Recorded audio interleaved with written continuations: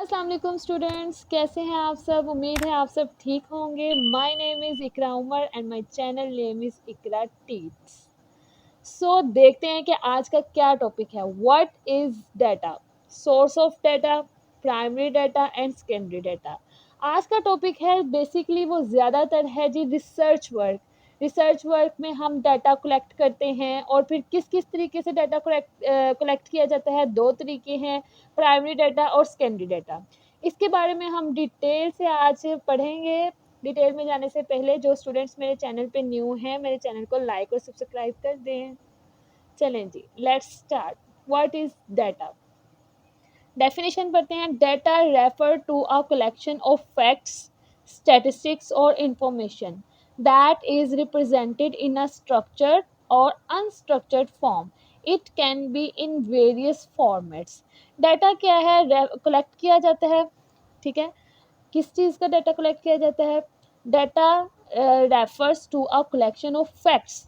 Facts facts collect किए जाते हैं, स्टैटिस्टिक्स इंफॉर्मेशन कलेक्ट की जाती है। और जो डाटा है वो किसी भी फॉर्म में हो सकता है, स्ट्रक्चर फॉर्म में हो सकता है और अनस्ट्रक्चर फॉर्म में हो सकता है। लाइक डिजिट फॉर्म में हो सकता है, टेक्स्ट फॉर्म में हो सकता है। ठीक है, इमेजेस हो सकते हैं, ऑडियोज हो सकती हैं, वीडियोज हो सकती हैं, इसके अलावा ग्राफ्स हो सकते हैं। किसी भी फॉर्म में, टेबल फॉर्म में हो सकता है। आपको डाटा किसी भी फॉर्म में गिवन हो सकता है। ठीक है, आपने उसको एनालिसिस करना है, आपने जो भी वर्क करना है वो आगे करना है। डाटा आपको किसी भी फॉर्म में हो सकता है। ठीक है, अब आगे हम पढ़ लेते हैं क्या है टाइप्स ऑफ डाटा। डाटा की दो टाइप्स हैं, quantitative data and qualitative data. इसके बारे में हमने डिटेल लेक्चर आपको अपने प्रीवियस वीडियो में दे चुकी हूँ।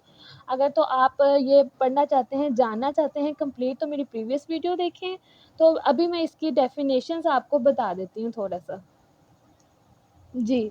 तो ये है इसकी definition. Quantitative variable, the variable which can be express in numerical term. ठीक है, लाइक डिजिट्स फॉर्म में जो डाटा होता है वो क्वांटिटेटिव होता है। इसकी मैंने एग्जांपल भी बताई थी, marks of the student, height of the people, weight of the peoples, age, speed, number of books in a bag. और जो क्वालिटेटिव डाटा होता है वो होता है जी variable which can not be express in numerical term. ठीक है, न्यूमेरिकल टर्म में एक्सप्रेस नहीं करते, इसमें इसकी करेक्टरिस्टिक्स बताई जाती हैं डाटा की। ठीक है, जैसे कि हमने किसी स्टूडेंट की करेक्टरिस्टिक्स बतानी है कि वो ऑनेस्ट है, ब्यूटी बतानी है या उसकी इंटेलिजेंसी बतानी है। ये है क्वालिटेटिव और क्वांटिटेटिव डाटा। जी स्टूडेंट्स, तो अब हम पढ़ते हैं source of the data. Data किस किस तरह से कलेक्ट किया जाता है, अब हम पढ़ते हैं क्या है जी। Data are collected by individuals और रिसर्च वर्कर्स और by organising through sample survey. Sample survey से कलेक्ट किया जा सकता है, इंडिविजुअली भी कलेक्ट किया जा सकता है। और जो रिसर्च वर्कर्स हैं जो अपनी रिसर्च कर रहे हैं वो पर्सनली खुद जाके भी डाटा कलेक्ट करते हैं। ठीक है, the data are collected. First है हमारे पास primary data. Primary data refer to the original data collected first hand by the researcher. First hand data collect किया जाता है। फर्स्ट हैंड के मतलब सबसे पहले जो डायरेक्टली डाटा को कलेक्ट किया जाए उसको फर्स्ट हैंड डाटा कहते हैं, जिसमें किसी किस्म की चेंजिंग ना हो। आप यानी मतलब कि अगर आप किसी चीज़ की इंफॉर्मेशन किसी से लेते हैं डायरेक्टली, वो डायरेक्ट आपको आंसर करे। ठीक है, फर्स्ट हैंड आपको आंसर करे, वो होता है प्राइमरी डाटा। नेक्स्ट है जी specifically for the purpose of the research study. It is gathered directly from the source or through direct interaction. ये डायरेक्टली इंट्रैक्शन करके, मसलन डायरेक्ट किसी इन्वेस्टिगेटर के पास या किसी रिसर्चर के पास जाके आप उसे इंफॉर्मेशन गैदर करते हैं। ठीक है, या किसी कंपनी के एजेंट के पास जाके आप डायरेक्ट उसे इंफॉर्मेशन लेते हैं, तो वो फर्स्ट हैंड इंफॉर्मेशन होगी। ठीक है, और primary data consider more reliable and accurate because it is collected for a specific research objective. ये बहुत ज़्यादा रिलायबल होता है क्योंकि ये फर्स्ट हैंड होता है, इसमें कोई एडिटिंग वगैरह नहीं होती। नेक्स्ट है हमारे पास method of collecting the data. ठीक है, अब डाटा को कलेक्ट करने का, प्राइमरी डाटा को कलेक्ट करने के 6 मेथड्स हैं यहाँ पे जो मैंने बताए हैं। फर्स्ट है पर्सनल इन्वेस्टिगेशन। पर्सनल इन्वेस्टिगेशन में क्या होता है जी, तो पर्सनल इन्वेस्टिगेशन में क्या होता है कि जो रिसर्चर होता है, जो रिसर्च वर्क कर रहा है, वो खुद जाता है किसी भी कंपनी में या कहीं भी इंफॉर्मेशन गैदर करने, एनालिसिस करने के लिए वो खुद जाता है, ठीक है, और फिर वो इंफॉर्मेशन गैदर करता है। और लेकिन ना ये बहुत ज़्यादा टाइम लेगा, क्योंकि एक एक इंडिविजुअल के पास जाना, फिर उसे इंफॉर्मेशन गैदर करनी, तो ये छोटे स्केल पे हो सकता है। अगर रिसर्चर का टॉपिक है जिसमें इतनी ज़्यादा जगहों पे जाने की ज़रूरत नहीं है, तो फिर वो ऐसा पर्सनल इन्वेस्टिगेशन कर सकता है। अदरवाइज़ ये बहुत ज़्यादा टाइम लेता है, तो ये उसके लिए सूटेबल नहीं होगा जिसका लार्ज स्केल है। तो पर्सनल इन्वेस्टिगेशन जो है वो छोटे स्केल के लिए है, स्मॉल स्केल के लिए है, लार्ज स्केल के लिए नहीं है, ठीक है। नेक्स्ट है हमारे पास थ्रो इन्वेस्टिगेटर्स। अब इसमें क्या होता है कि जो ट्रेनर इन्वेस्टिगेटर्स होते हैं ना, उनको भेजा जाता है रिसर्च करने के लिए। वो क्या करते हैं, वो एजेंट के पास जाते हैं, ठीक है, और वो इंडिविजुअली डाटा जो है वो कलेक्ट करते हैं। अब वो डाटा किस तरह कलेक्ट करेंगे, इंडिविजुअली के डाटा किस तरह कलेक्ट करेंगे, वो एक क्वेश्चनेयर बनाएंगे। क्वेश्चनेयर के बारे में मैं आपको थोड़ा सा बता देती हूँ। क्वेश्चनेयर क्या होता है, क्वेश्चनेयर जो होता है, एक पेपर पे कुछ क्वेश्चंस लिखे होते हैं, ठीक है, मतलब कि 10 क्वेश्चंस उसने अपने टॉपिक के बारे में लिखे हैं। लाइक अगर उसने लक्स सोप है, ठीक है, अगर उसने उसके बारे में लोगों से राय लेनी है कि ये कैसा चल रहा है, मतलब कि ये एक अच्छी क्वालिटी का है, एक्सीलेंट है, गुड है, 4 ऑप्शन होंगे, ए बी सी डी। वो फिर जो रिसर्चर है वो ये अपना क्वेश्चनेयर खुद से बनाएगा, और वो जिसे इन्फॉर्मेशन ले रहा है, अगर तो उसको उसकी क्वालिटी एक्सीलेंट लगती है या गुड लगती है या वेरी गुड लगती है या चीप लगती है, अब ये उस पर डिपेंड करता है कि वो किस पे ओके करता है। इस तरह जो ट्रेनर्स होते हैं वो डिफरेंट डिफरेंट लोगों के पास जाते हैं, उन्हें क्वेश्चनेयर देते हैं, उन्होंने क्वेश्चनेयर बनाए होते हैं, और वो जो लोग होते हैं वो उसके बारे में अपनी राय देते हैं। तो फिर ये थ्रो इन्वेस्टिगेटर होता है। ये सारा काम रिसर्च वर्क में होता है। उम्मीद है कि आप लोगों को समझ आ रही है। नेक्स्ट स्टेप, थर्ड स्टेप पे चलते हैं, थ्रो क्वेश्चनेयर, जो कि मैंने अभी आपको बताया कि क्वेश्चनेयर के थ्रू किस तरह इन्वेस्टिगेशन होती है।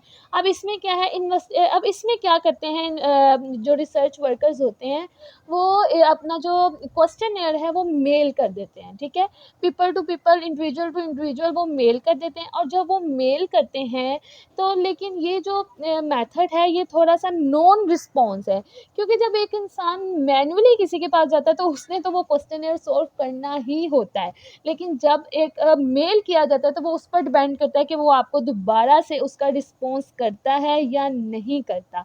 इसमें क्या करता है, वो मेल करता है, ठीक है, तो फिर वो अब उस पर डिपेंड करता है कि वो दोबारा से उसका रिस्पॉन्स करता है या नहीं करता। इसी वजह से ये थोड़ा सा ना नॉन रिस्पॉन्स मेथड है। और लेकिन ये जो थ्रो इन्वेस्टिगेशन है ये रिस्पॉन्स है, क्यों, क्योंकि वो ये रिस्पॉन्स मेथड है, ठीक है, क्योंकि वो खुद जाता है और रिस्पॉन्स, लोगों का रिस्पॉन्स लेता है, लोगों की राय लेता है। आगे थ्रो लोकल सोर्सेज। अब थ्रो लोकल सोर्सेज का क्या मतलब है कि वो लोकल जो रिप्रेजेंटेटिव्स होते हैं, मुख्तलिफ एरियाज़ के होते हैं रिप्रेजेंटेटिव। अगर आपने किसी एरिया की इंफॉर्मेशन लेनी है या आपने किसी एजेंसी की इंफॉर्मेशन लेनी है, तो उसके जो डिफरेंट एजेंट्स होते हैं उनसे कलेक्ट की जाए इंफॉर्मेशन, डिफरेंट एजेंट्स से कलेक्ट की जाए, या रिप्रेजेंटेटिव्स होते हैं, ठीक है, रिप्रेजेंटेटिव्स होते हैं, उनसे इंफॉर्मेशन कलेक्ट की जाए, तो वो थ्रो लोकल सोर्सेज में होता है। नेक्स्ट है जी थ्रो टेलीफोन। टेलीफोन क्या है जी, किसी को किसी से फ़ोन पे रब्ता करके, किसी एजेंट से या इंडिविजुअल पर्सन टू पर्सन आप फ़ोन पे रब्ता करके उससे उसकी राय ले रहे हैं, ठीक है। और थ्रो इंटरनेट जैसे कि आजकल इंटरनेट बहुत ज़्यादा चल रहा है, तो नेट पे लोग इंडिविजुअली अपने वर्कर से या एजेंट वगैरह से या रिप्रेजेंटेटिव से कनेक्ट होते हैं और उनसे उनकी राय लेते हैं। जी स्टूडेंट्स, तो उम्मीद है आपको प्राइमरी डाटा की समझ आ गई, उसके स्टेप्स की समझ आ गई। नेक्स्ट है हमारे पास सेकेंडरी डाटा। सेकेंडरी डाटा क्या है, secondary data refers to the data that has been collected by someone else or for a different purpose than the current research or analysis at hand। Secondary data जो होता है, हम किसी से उस information लेते हैं, ठीक है, लाइक अब हमने रिसर्च वर्क करना है, हम किसी की रिपोर्ट देख लेते हैं, किसी पहले प्रीवियस रिसर्चर की, किसी अच्छे रिसर्चर की हम चेक कर लेते हैं कि यार उसने कैसा रिसर्च वर्क किया है, और उसमें से हम कुछ कॉपी पेस्ट कर लेते हैं, फिर हम उसमें चेंजिंग्स करके, तो हमने प्रीवियस डाटा ले लिया, किसी का बना हुआ डाटा ले लिया, तो वो सेकेंडरी डाटा होता है, ठीक है। This data already exists and it is readily available for analysis. वही बात है कि ये already exist करता है, पहले से मौजूद होता है, नेट से ले लो या किसी का डाटा आप ले लें तो इस पे फिर एनालिसिस कर लें। नेक्स्ट है अब सेकेंडरी डाटा। सेकेंडरी डाटा कहाँ कहाँ अवेलेबल होता है, सेकेंडरी डाटा किस तरह कलेक्ट किया जाता है। अब सबसे पहले है गवर्नमेंट ऑर्गेनाइजेशन। सेकेंडरी डाटा जो है वो सबसे पहले लिया जाता है गवर्नमेंट ऑर्गेनाइजेशन से। अब गवर्नमेंट ऑर्गेनाइजेशन कौन से हो सकते हैं, फेडरल स्टैटिस्टिक्स जो होते हैं, ठीक है, फेडरल हो सकते हैं, और इसके अलावा क्रॉप रिपोर्टिंग सर्विसेज हो सकती हैं, ठीक है, एग्रीकल्चर डिपार्टमेंट से आप इंफॉर्मेशन कलेक्ट करते हैं, एग्रीकल्चर डिपार्टमेंट से आप इंफॉर्मेशन कलेक्ट करते हैं, या तो आप जो सेंसिस होती हैं, ठीक है, सेंसिस जो होती हैं उधर से आप इंफॉर्मेशन कलेक्ट करते हैं, या रजिस्ट्रेशन ऑफिस से डेथ और बर्थ सर्टिफिकेट्स वगैरह जो बने होते हैं, कहीं से भी आप जो इंफॉर्मेशन कलेक्ट करते हैं जो ऑलरेडी एग्जिस्ट कर रही है, ठीक है, ये है गवर्नमेंट ऑर्गेनाइजेशन। नेक्स्ट है हमारे पास semi government organisation. Semi government organisation में कौन कौन से आ जाते हैं जी, म्यूनसिपल आ जाते हैं, इसमें हमारे पास आ जाती हैं, सेमी गवर्नमेंट में आ जाती है म्यूनसिपल कमेटीज़ आ जाती हैं, म्यूनसिपल कमेटीज़ आ जाती हैं। इसके अलावा हमारे पास डिस्ट्रिक्ट काउंसिल्स आ जाते हैं, ठीक है, डिस्ट्रिक्ट काउंसिल्स जो होते हैं वो हमारे ये सब सेमी गवर्नमेंट में आते हैं, सेमी गवर्नमेंट में, ठीक है, उधर से हम इंफॉर्मेशन इकट्ठी करते हैं। ये कमर्शियल एंड फाइनेंशियल इंस्टीट्यूशंस होते हैं कि जैसे बैंक हो गया, ठीक है, बैंक वगैरह से हम इंफॉर्मेशन इकट्ठी करते हैं, ये सब कौन से होते हैं, सेमी गवर्नमेंट में आ जाते हैं, ठीक है।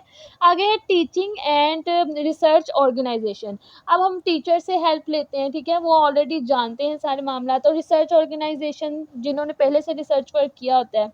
नेक्स्ट है रिसर्च जर्नल्स, ठीक है, जो रिसर्च जर्नल्स होते हैं और जो न्यूज़पेपर्स वगैरह लिखते हैं, हम उनसे भी इंफॉर्मेशन, न्यूज़पेपर से भी इंफॉर्मेशन इकट्ठी कर सकते हैं। इसके अलावा इंटरनेट से हम इंफॉर्मेशन इकट्ठी कर सकते हैं। ये सारे हमारे मेथड हैं सेकेंडरी डाटा के। जी स्टूडेंट्स, तो ये हमारे सब मेथड है सेकेंडरी डाटा के। उम्मीद है कि आप लोगों को प्राइमरी डाटा और सेकेंडरी डाटा की अच्छे तरीके से समझ आ गई होगी। जब कभी जो स्टूडेंट्स रिसर्च वर्क करें वो मेरा लेक्चर सुने, ज़रूर उनके लिए इन्फॉर्मेटिव होगा। अगर तो आपको मेरा लेक्चर अच्छा लगा है तो मेरे चैनल को लाइक और सब्सक्राइब करें और मेरी नेक्स्ट वीडियो ज़रूर देखिएगा। अल्लाह हाफिज़।